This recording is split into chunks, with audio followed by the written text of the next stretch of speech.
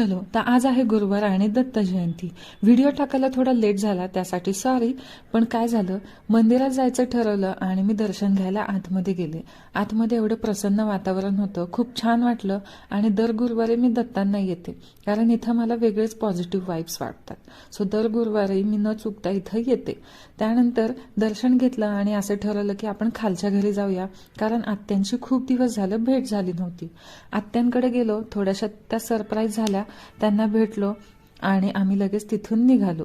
निघण्याआधी आम्ही असं ठरवलं की समोरचं एक नवीन बांधकाम झालेलं आहे, म्हणजे सुहासच्या एका फ्रेंडचं घर आहे, ते आपण बघूया. त्यांच्या इथं कोणी नव्हतं पण आम्ही जाऊन त्यांचं घर बघून आलो आणि वरनं आमच्या घराचा असा मस्त नजारा घेतला.